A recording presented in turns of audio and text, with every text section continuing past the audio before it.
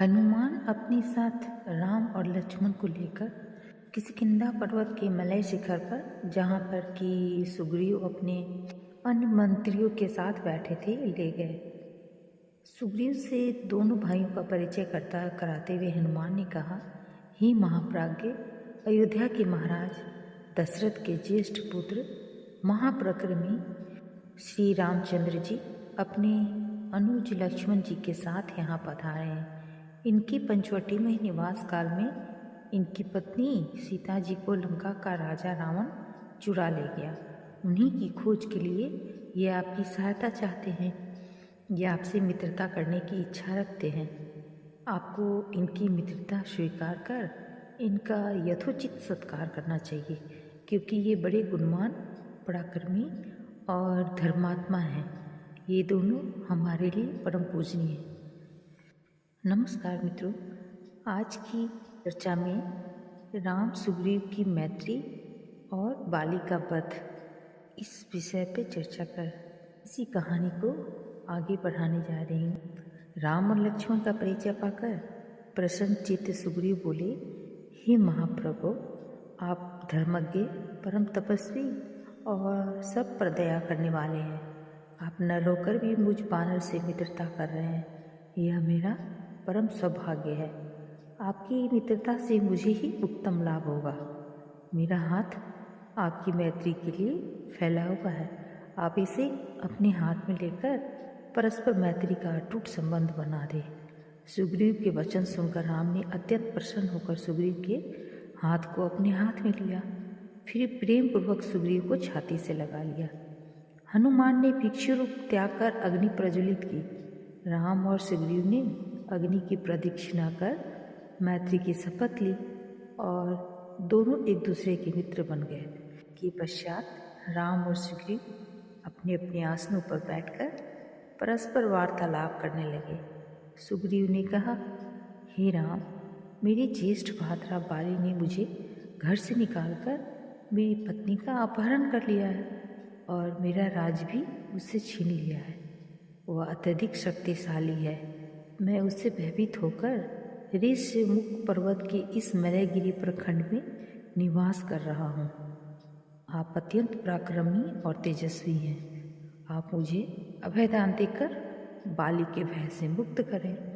सुग्रीव के दीन वचन सुनकर राम बोले, हे सुग्रीव, मित्र तो उपकार रूप फल देने वाला होता है।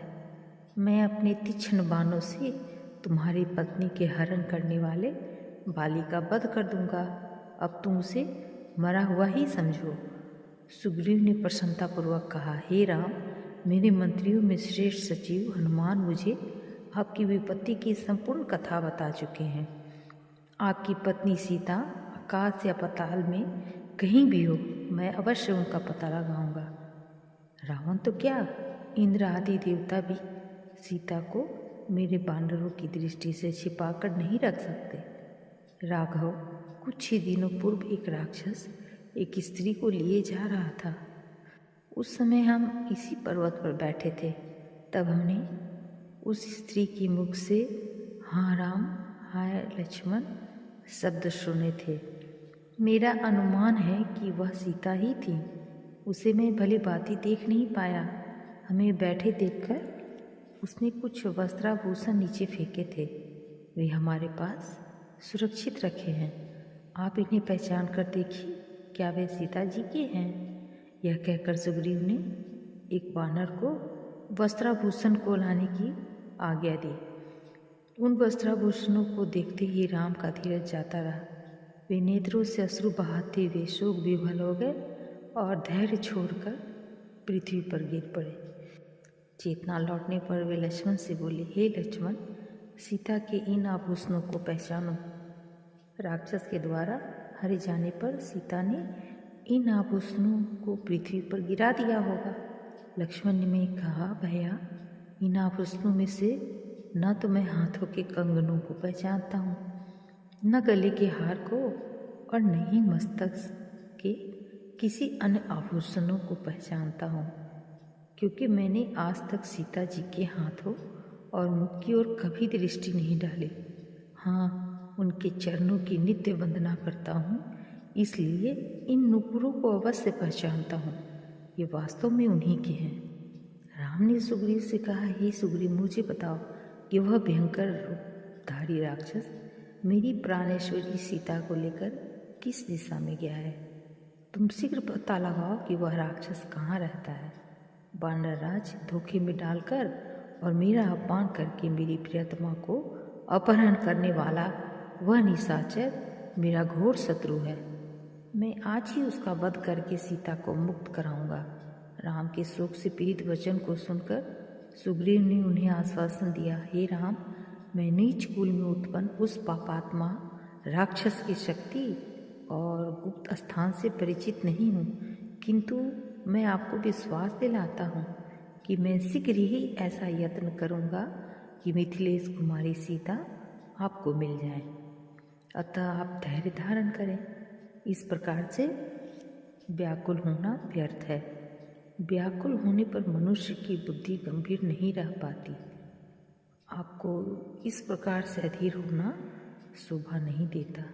मुझे भी पत्नी की विरह का महान कष्ट प्राप्त हुआ है, तथापि मैं पत्नी के लिए निरंतर शोक नहीं करता।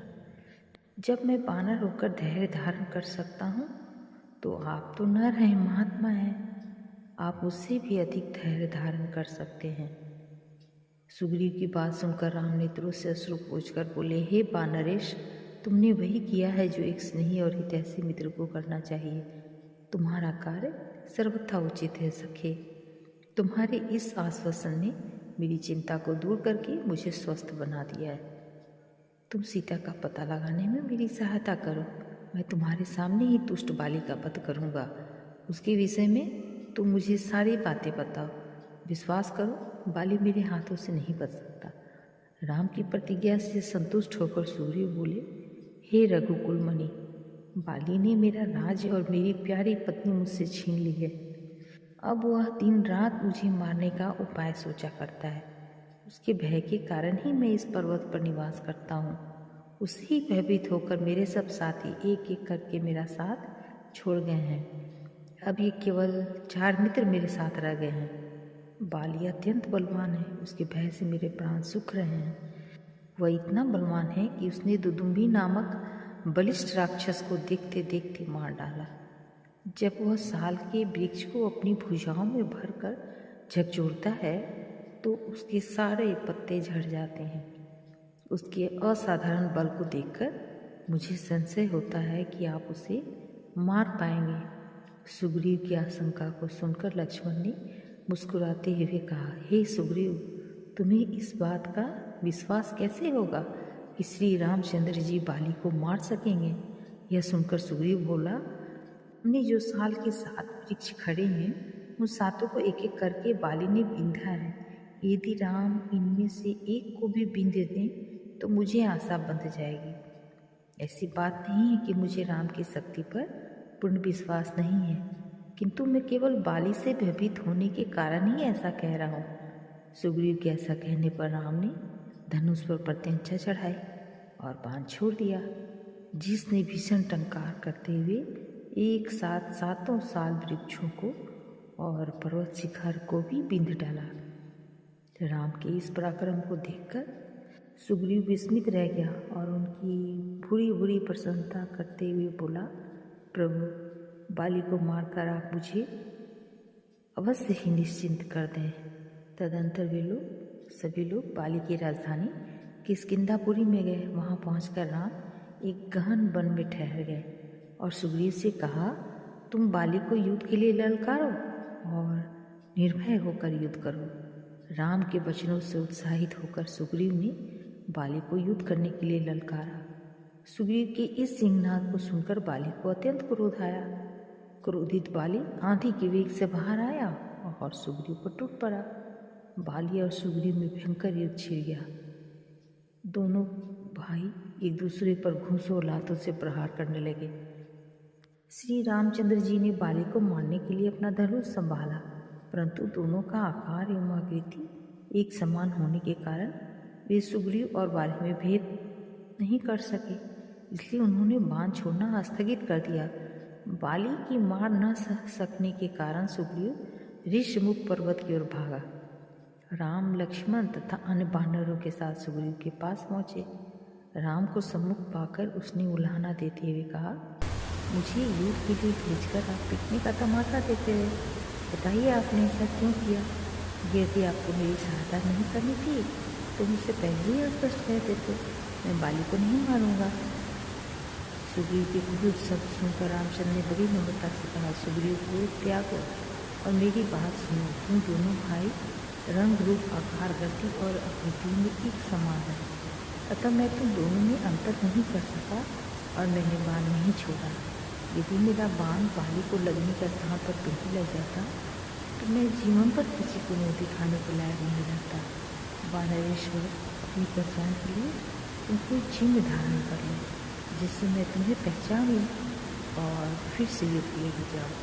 इतना कहकर वे लक्ष्मण से बोले, हे लक्ष्मण, यह उत्तम लक्ष्मण से युक्त गज पुष्पी लता फूल, इसे उखाड़कर महामना सुग्रीव के गले में पहना दी। लक्ष्मण ने वैसा ही किया और सुग्रीव फिर से युद्ध करने चला। इस बार सुग्रीव ने दूने उत्साह से सिंहनाद करते हुए घोर गर्जना की, जिसे सुनकर बाली आंधी के वेग से बाहर की ओर दौड़ने को उद्यत हुआ। किंतु उसकी पत्नी तारा ने भयभीत होकर बाली को रोकते हुए कहा, हे वीर श्रेष्ठ, अभी आपका युद्ध के लिए जाना श्रेयस्कर नहीं है। सुग्रीव एक बार मार खाकर भाग जाने के पश्चात फिर युद्ध करने के लिए लौटा है। इससे मेरे मन में शंका उत्पन्न हो रही है। ऐसा लगता है कि उसे कोई प्रबल सहायक मिल गया है और वह उसी के बल पर आपको ललकार रहा है। मुझे कुमार अंगद से सूचना मिल चुकी है कि अयोध्या के अजय राजकुमारों राम और लक्ष्मण के साथ उसकी मैत्री हो गई है। संभव है वे ही उसकी सहायता कर रहे हों। राम के पराक्रम के विषय में तो मैंने भी सुना है, वे शत्रुओं को देखते देखते धराशायी कर देते हैं। यदि वे स्वयं सुग्रीव की सहायता कर रहे हैं तो उनसे लड़कर आपका जीवित रहना कठिन है। इसलिए उचित यही है कि इस अवसर पर आप पैर छोड़कर सुग्रीव से मित्रता कर लीजिए, उसे युवराज पद दे दीजिए। वो आपका छोटा भाई है और इस संसार में भाई के समान हित कोई दूसरा नहीं होता। उससे इस समय मैत्री करने में ही आपका कल्याण है। तारा के इस प्रकार समझाने पर बाली ने कहा, वरानने, मैं सुग्रीव की ललकार को सुनकर कायरों की भांति घर में छिपकर नहीं बैठ सकता और न ललकारने वाले से भयभीत होकर उसके सम्मुख मैत्री का हाथ ही बढ़ा सकता हूँ। श्री रामचंद्र जी के विषय में मैं भी जानता हूँ, वे धर्मात्मा हैं और कर्तव्य को समझने वाले हैं। वे पाप कर्म नहीं कर सकते। तुमने मेरे प्रति अपनी स्नेह एवं भक्ति का प्रदर्शन कर दिया, अब मुझे मत रोको। मैं सुग्रीव का सामना अवश्य करूँगा और उसके घमंड को चूर चूर कर डालूँगा। युद्ध में मैं उससे विजय प्राप्त करूँगा, मगर उसके प्राण नहीं लूँगा। यह कहकर बाली सुग्रीव के पास पहुंचकर उससे युद्ध करने लगा। जब राम ने देखा कि सुग्रीव की शक्ति क्षीण होते जा रही है तो उन्होंने एक विषधर सर्प की भांति बाण को धनुष पर चढ़ाकर बाली को लक्ष्य करके छोड़ दिया। टंकार ध्वनि के साथ वह बाण बाली के वक्ष में जाकर लगा, जिससे वह बेसुध होकर पृथ्वी पर गिर पड़ा। बाली को पृथ्वी पर गिरते देख राम और लक्ष्मण उसके पास जाकर खड़े हो गए। जब बाली की चेतना लौटी और उसने दोनों भाइयों को अपने नज़दीक खड़े देखा तो वह कठोर शब्दों में बोला, हे रघुनंदन, आपने छिपकर जो मुझ पर आक्रमण किया उससे आपका कौन सा गुण प्राप्त कर लिया, किस महान यश का उपार्जन कर लिया।